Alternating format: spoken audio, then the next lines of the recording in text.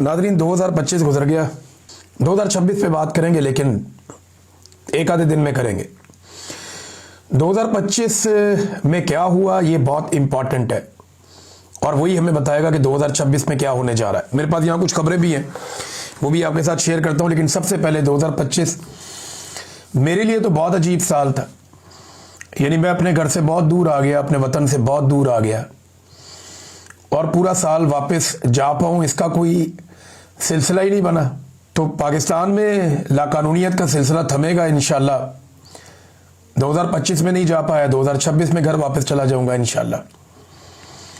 अल्लाह रब्बुल इज़्ज़त बड़ा मेहरबान है, उसने हमेशा पर्दा रखा है, शर्म रखी है, लाज रखी है। उसने हमेशा सब्र दिया, इस्तकामत दिया, हौसला दिया और उसने हर मुश्किल में साथ दिया, हर मुश्किल में हमारी मदद की। तो वो मौला जो अब तक चला रहा है वो आगे भी चलाएगा। जहां तक पहुंचे हैं यहां तक भी खुद नहीं पहुंचे। मेरा तो कोई मंसूबा था ही नहीं, अल्लाह रब्बुल इज़्ज़त ने किया जो भी किया, जैसे भी किया। लेकिन मैं बहुत दूर आ गया, लेकिन हम वापस आएंगे इंशाल्लाह। हम सब लोग पाकिस्तान वापस आएंगे, अपने घरों को वापस आएंगे, अपनी ज़मीन पे वापस आएंगे और आज़ादी के साथ वापस आएंगे इंशाल्लाह। 2025 में जो चीज़ें हुई वो मैं आपके साथ शेयर करता हूँ। नंबर एक तो ये है कि पाकिस्तान में मिलिट्री एस्टेब्लिशमेंट का जो जुल्म है, जो आसिम मुनीर साहब के ज़ेरे सरपरस्ती हुआ, वो 2025 में भी जारी रहा। दहशतगर्दी में इजाफा हुआ 2025 में, लगातार इजाफा हुआ। भारतीय तैयारे पाकिस्तान एयरफोर्स ने गिराए 2025 में, जबकि फील्ड मार्शल बन के उसका क्रेडिट आसिम मुनीर साहब ने ले लिया और अब वो ताहयात फील्ड मार्शल बन गए हैं। आईनी तरमीम की गई 2025 में, एक और 27वीं आईनी तरमीम जो मिलिट्री एस्टेब्लिशमेंट ने करवाई ज़बरदस्ती, और इसके ज़रिए से फील्ड मार्शल आसिम मुनीर ने इस्तिस्ना भी ले लिया और ये ताहयात इस्तिस्ना है। और ना सिर्फ इस्तिस्ना लिया बल्कि उसके बाद उन्होंने एक और एक्सटेंशन लेकर अपनी मुद्दत मुलाजमत को 5 साल के लिए मजीद बढ़ा भी दिया। ये वो चीज़ें हैं जो आसिम मुनीर साहब से रिलेटेड है। फौज ने अमली तौर पे भरपूर सियासत की 2025 में। DGSPR आए, बार बार प्रेस कॉन्फ्रेंस करते रहे, सियासी प्रेस कॉन्फ्रेंस की, सियासी बयानात दिए, बार बार उन्होंने ये किया 2025 में। ख्वाजा आसिफ और PMLN के बाकी लोग इस अमल की तारीफ भी करते रहे। वो ये कहते रहे बड़ी अच्छी बात है, ऐसा सिस्टम होना चाहिए जहां पे फौज इंतजामी मामलात में, हुकूमती मामलात में और सियासी मामलात में मुदाखलत करे। ये होता रहा 2025 में। फिर 2025 में कई सहाफ़ियों की नौकरियां चली गई, बहुत सारे सहाफ़ियों के मुकदमात उनके ऊपर दर्ज हुए, 5 सहाफ़ी कत्ल हुए, बहुत सारे गिरफ्तार हुए 2025 में। प्रोग्राम्स बंद हो गए सहाफ़ियों के। अभी 2025 के आखिरी दिन तक सोराब बरकत साहब जो है वो जेल में बंद। और आखिरी दिन हमें एक और खबर आती है कि नादिर बलोच साहब जो एक अच्छे जर्नलिस्ट हैं, उन पर ब्लास्फेमी बिजनेस नामी एक स्कैंडल पर काम करने की वजह से एक इंक्वायरी खोल दी गई है। शाकिर रेवान साहब भी एक इसी तरह के मुकदमे का सामना कर रहे हैं। तो सहाफ़ियों के लिए कोई आसान नहीं रहा। फील्ड मार्शल और शहबाज शरीफ साहब ने खुशामद कर करके ट्रंप से बेहतरीन ताल्लुकात बनाए 2025 में, जिसके बाद पाकिस्तानियों की ये उम्मीद भी कमज़ोर पड़ गई कि अमेरिका पाकिस्तान में इंसानी हकूक़ की खिलाफ वर्जियों पर किसी किस्म की कोई आवाज़ उठाएगा। 2025 की एक डेवलपमेंट ये भी है, PIA को बेच दिया गया और इसका बेनिफिशियरी निकला फौज का एक कारोबारी इदारा। यानी वो इसको कंट्रोल करेगा PIA को। एक इदारा फौज के एक झेली इदारे ने खरीद लिया। PIA गया, एक बड़ी लंबी तारीख थी PIA की, कई दहाइयों की। एक दौर में नफ़ा कमाता था, फिर ये करप्ट सियासतदानों के और जर्नलों के हाथ में चढ़ गया, बर्बाद कर दिया इदारा। और अब फौजी जर्नलों ने जो इदारे बनाए हुए हैं कमाई के लिए, उनमें से एक इदारे ने इसे खरीद लिया। और साल के आखिरी दिन ये भी खबर आई कि पाकिस्तान की शिपिंग कॉरपोरेशन भी फौजी कारोबारी इदारे NLC के कंट्रोल में चली गई। ये भी हुआ। सबसे ज़्यादा जो एक्सपोज हुए 2025 में लोग, वो पाकिस्तान के सरकारी मुल्ला है। यानी 2022-23 में पाकिस्तान का मीडिया बहुत एक्सपोज हुआ था, नंगा ही हो गया था। तब से लेकर अब तक सोशल मीडिया ही चलता है। मीडिया की तो वक़्त और औकात ख़त्म हो गई थी उस वक्त। एक एक करके सारे ही बेनकाब हुए, लेकिन इस मरतबा जो सबसे ज़्यादा एक्सपोज हुए 2025 में वो दरबारी मुल्ला है, और इनके बीच में एक सख्त मुकाबला चलता रहा हुस्न खुशामद का। हुस्न कारकर्दगी, खुशामद जो है, इसमें ताहिर अशरफी सबसे आगे रहे। पहली पोजीशन 2025 में ताहिर अशरफी साहब के नाम जाती है। बहुत ज़बरदस्त काम किया उन्होंने खुशामद के नुक्ता नज़र से। मीडिया पे गजबनाक किस्म का कंट्रोल रहा पाकिस्तान की मिलिट्री एस्टेब्लिशमेंट का 2025 में। हर लिहाज से मीडिया को दबाकर रखा गया।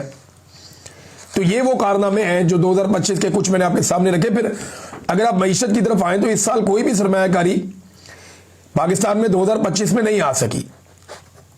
यानी बड़े इन्होंने दावे किए थे, वादे किए थे, सरमायाकारी आएगी, ये होगा वो होगा। 2025 में कोई सरमायाकारी पाकिस्तान में नहीं आ सकी। पाकिस्तान की मईशत को इन्होंने ज़मीन बोस करके रख दिया 2025 में, तबाह बर्बाद करके रख दिया, और मईशत कर्जों के ऊपर मुनसर रही। रिकॉर्ड कर्जे पाकिस्तानी हुकूमत ने हासिल किए 2025 में। तरक्याती मंसूबे कोई बड़े दोबारा शुरू नहीं हुए, क्योंकि यही पैसा बचा बचा कर ये कौमी खजाने में दिखा रहे हैं। कोई बड़ा तरक्याती मंसूबा पाकिस्तान में नहीं चल रहा, और जितने तरक्याती मंसूबे पाकिस्तान में चल रहे थे वो सारे के सारे रोक दिए गए हैं। पाकिस्तान में रिकॉर्ड बेरोजगारी और महंगाई हुई 2025 में, और लगातार ये सिलसिला अभी तक जारी है। फिर गंदम का एक स्कैंडल आया, चीनी का एक स्कैंडल आया, किसी ने इनके ऊपर तवज्जो नहीं दी। ये बदतरीन स्कैंडल्स हैं। इसके अलावा IMF ने 5300 अरब की करप्शन की एक रिपोर्ट दी, और कुछ दीगर रिपोर्टें भी करप्शन के हवाले से पाकिस्तान में बहुत ज़्यादा सरगर्म रहीं। तो करप्शन भी बड़ी टका के हुई 2025 में। फिर अदलिया के मामला, क्योंकि 27वीं आईनी तरमीम भी आई, तो अदालतें बिल्कुल बेमानी हो गई। जो नापसंदीदा जजेज हैं उन पर ज़मीन तंग कर दी गई।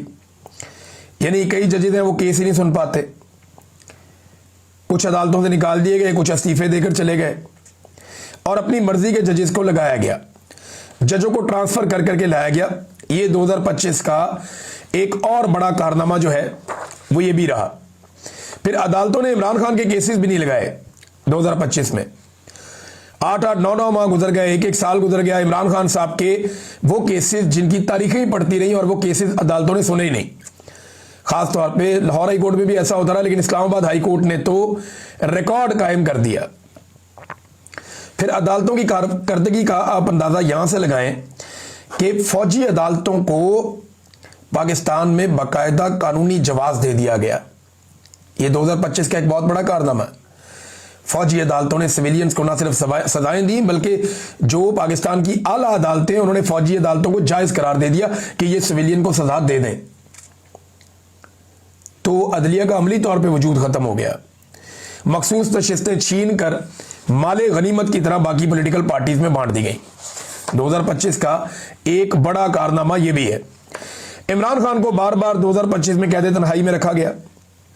इमरान खान साहब को मजीद सजाएं सुनाई गई, जिनमें इमरान खान साहब को सजा दी गई अलकादर में, इमरान खान साहब को सजा दी गई तोशाखाना 2 के अंदर, और अब यह कहा जा रहा है कि इमरान खान साहब को 9 मई के अंदर भी सजा दी जाएगी। वो मैं आपको बताता हूं आगे चल के, उस पर मेरे पास खबर है। एक खवातीन की तजलील का सिलसिला जारी रहा 2025 में।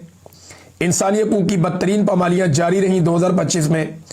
मारंग बलोच हों, यास्मीन राशिद हों, सनम जावेद हों, फलक जावेद हों, इमरान खान की अहलिया हों, ये खवातीन लगातार जुल्म का निशाना बनती रही। इमरान खान की बहनें बार बार जुल्म का निशाना बनती रही हैं। फिर नाजरीन, मुरीदके में नहत्ते अवाम पे गोली चलाई गई, लाशें छुपाने के इल्जामात लगे।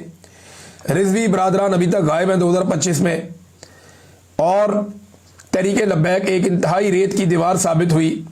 वो दोबारा खड़े होने के काबिल भी नहीं हुए, और वो कुछ कह भी नहीं पाए। यानी पूरी की पूरी जमात ही ढह गई और कुछ भी ना कर पाए वो।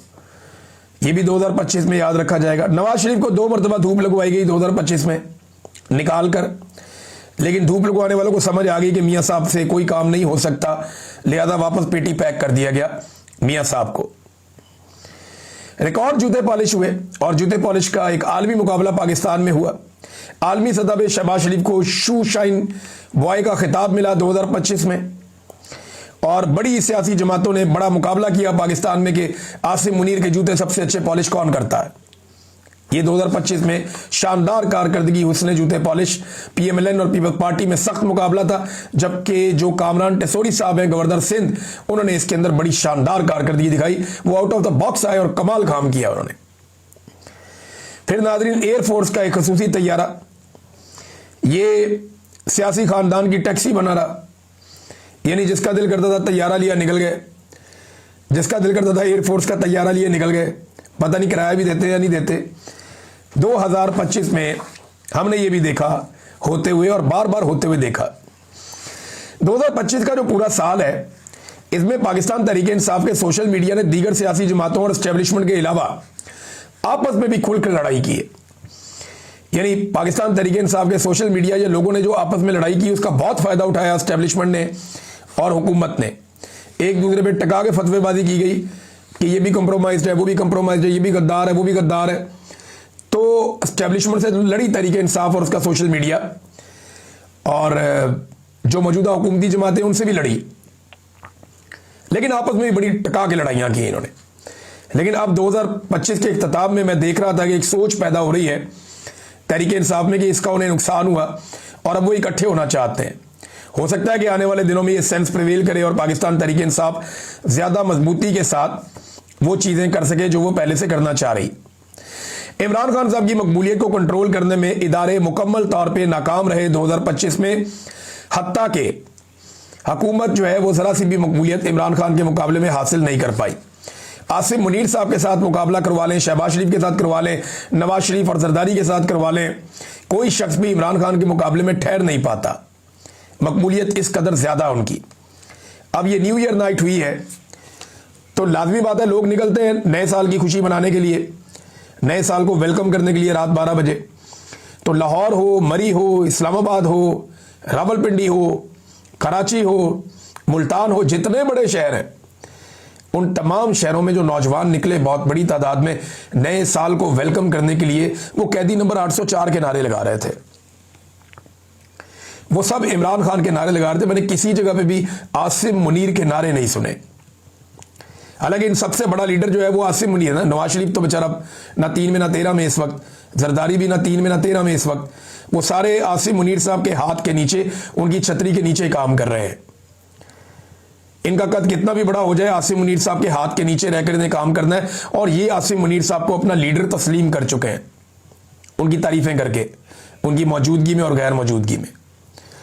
तो कोई भी जगह पे मैंने नहीं देखा कि आसिम मुनीर के नारे लग रहे हों, लेकिन हर तरफ मैंने देखा कि न्यू ईयर नाइट पे इमरान खान के नारे लगे हैं, कैदी नंबर 804 के नारे लगे हैं।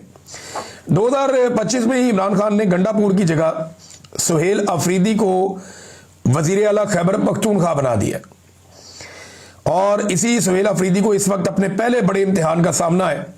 यानी इमरान खान ने जो पहली बड़ी ड्यूटी लगाई है वो अब सुहेल अफरीदी उसका सामना कर रहे हैं, और वो है स्ट्रीट मूवमेंट।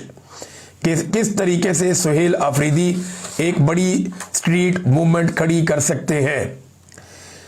2025 में नाजरीन क्लाउड बर्स्ट के वाकयात हुए, क्लाइमेट चेंज की वजह से बड़े पैमाने पर लोग जाँ बहक हुए, और दहशतगर्दी के वाकयात में बहुत इजाफा हुआ। मैंने आपको पहले बताया था, लेकिन ये क्लाउड बर्स्ट के वाकयात हुए हैं खैबर पख्तूनख्वा में, कश्मीर के इलाकों में, और उसका बड़ा असर आया। फिर पंजाब में शदीद सैलाब आया 2025 में, लेकिन सैलाब मुतासरीन को डबोया हुकूमत ने। यानी वडेरों की ज़मीनें बचाने के लिए गरीबों के शहर और उनकी बस्तियां डबो दी गई।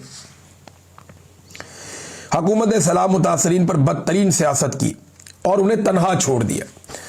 ये सारा कुछ हमने खुद विटनेस किया, क्योंकि हम लोग इसमें काम कर रहे थे।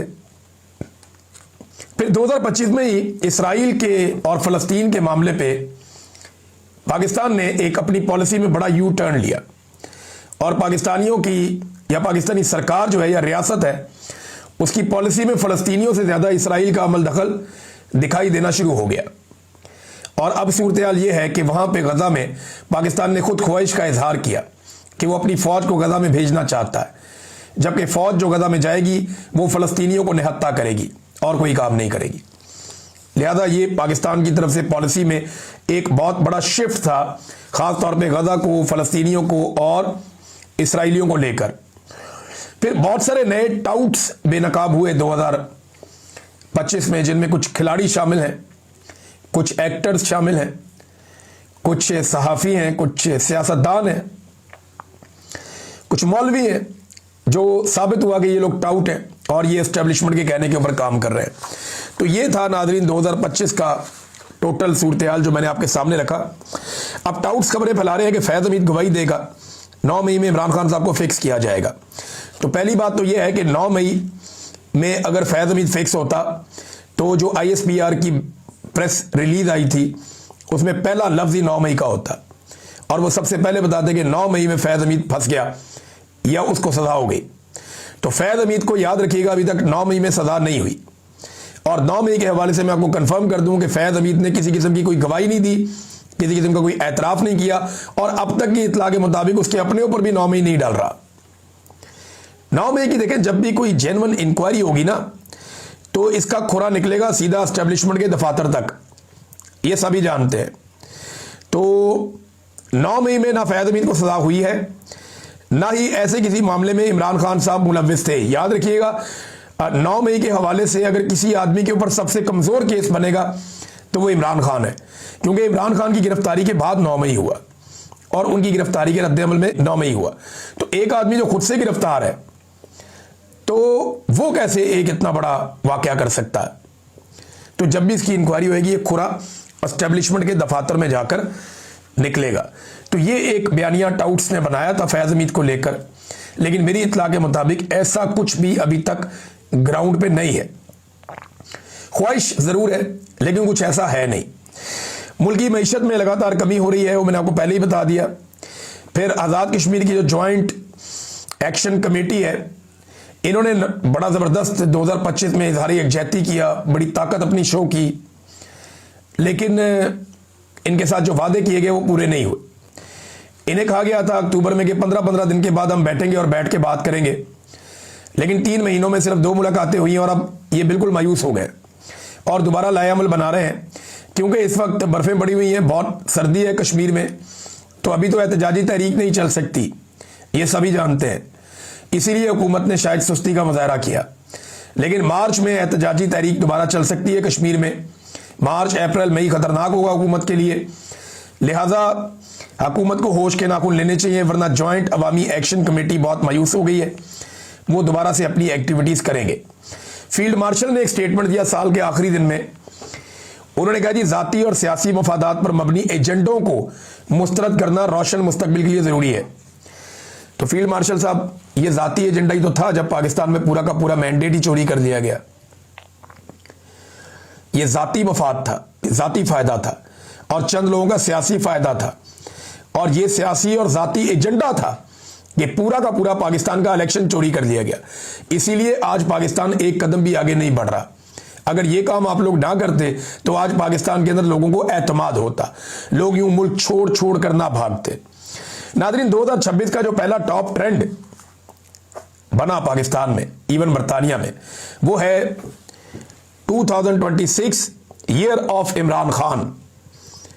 यानी इन्होंने इतने प्रोपेगेंडे करवाए, ये कर वो कर, जनाब टैरो कार्ड वाले बैठा दिए, नजूमी बैठा दिए, इमरान खान का कुछ नहीं बनना, इसका कुछ नहीं होना, उसका कुछ नहीं होना, फील्ड मार्शल की सत्ते खैरा, इस किस्म के इन्होंने बहुत सारे नजूमियों से बयानात दिलवाए, और ये करते हर साल करते हैं, और हमारे एंकर लेकर बैठ जाते हैं लोगों को बेवकूफ़ बनाने के लिए। इनको अपने घर का नहीं पता इनके साथ कल सुबह क्या होना है, इनको बिल्कुल किसी बात का नहीं पता। तो जनाब टॉप ट्रेंड फिर भी इसके बावजूद चल रहा है कि 2026 ईयर ऑफ इमरान खान, ये है नाज़रीन पाकिस्तान की आवाज़। और पाकिस्तान तहरीक इंसाफ को जो लोग ये कह रहे थे कि इनकी ज़बान ठीक नहीं है, ये बात ठीक नहीं करते, वो किस तरह एक्सपोज होंगे इसका किसी को आइडिया भी नहीं था। ये जो शफीउल्लाह जान साहब ने कहा, उन्होंने एक टॉक शो में आकर कहा जी जो उन्होंने कहा वो उन्हें नहीं कहना चाहिए था। ये हीट ऑफ द मूवमेंट में उनके मुंह से ये बात निकल गई, और जिसकी भी दिलादारी हुई है मैं उनसे माजरत चाहता हूं। कितनी पॉजिटिव बात है, क्या कोई ऐसे माफ़ी मांगता है? नौजवानों में तो अक्कड़ ज़्यादा होती है, लेकिन ये कितने समझदार नौजवान हैं, इनकी कितनी अच्छी पॉलिटिकल ट्रेनिंग है कि इन्होंने कहा जी गलत हो गया, मेरे मुंह से निकल गया, मैं उसकी माजरत चाहता हूं। लेकिन दूसरी तरफ से क्या कभी किसी ने माफी मांगी अपनी घटिया और बेशर्मी वाली बातों पे? अभी ये कादर मंदोखेल और हाफिज मियां नमान ये दोनों टीवी पे लड़ पड़े आपस में। वो कहता है जूते पॉलिश करता है, वो कहता है तुम बेशर्म हो, कहता है तुम्हारा बाप बेशर्म है, वो कहता है तुम बेगैरत आदमी हो, वो कहता है तुम्हारा बाप बेगैरत आदमी है, वो कहता है जनाब ये कर देंगे वो कर देंगे, इसके मुंह को ये कर दो उसको ये कर दो, ये मुंह दिखा जा रहा है, गालम गलोच। वो बेशर्मी इन दोनों ने की है कि अगर आप वो क्लिप सुने आपके कानों से धुएं निकल आएंगे टीवी के ऊपर बैठ के। एक नून लीग का एक पीपल्स पार्टी का, आपस में जानवरों की तरह ये लोग लड़े, जानवरों की तरह। और ये कहते हैं पाकिस्तान तहरीक इंसाफ बदतमीज है। वहां पे नईम हैदर पंजूता साहब बैठ के सुन रहे थे कि लड़ो आपस में, करो बदतमीजी। तो ये बेशर्मी और बदतमीजी जो है ये लोग होते हैं या पॉलिटिकल पार्टियों की बात पॉलिसी होती है। और नवाज शरीफ ने पॉलिसी के तहत हमेशा ऐसे लोगों से ताल्लुकात बनाए हैं जो लोग घटिया जबान इस्तेमाल करते हैं या गालम गलोच करते हैं। उनके साथ इनकी तस्वीरें भी हैं। साल के पहले दिन नाजरीन हुकूमत ने कुछ पेट्रोल सस्ता कर दिया और एलपीजी महंगी कर दी। ये एक तरफ से हुकूमत का आवाम का बाजू छोड़ते हैं, हल्का सा ढीला छोड़ते हैं, दूसरी तरफ बाजू मरोड़ देते हैं। तो इनके दिमाग में इसके अलावा कुछ और आता नहीं है। आवाम को तकलीफ देने के अलावा इन्होंने कुछ किया नहीं है। कुछ और खबरें हैं नाजरीन नेक्स्ट वीलॉग में आपके साथ शेयर करूंगा। अब तक के लिए इतनी, अपना ख्याल रखिएगा, अपने इस चैनल का भी। अल्लाह हाफ़िज़।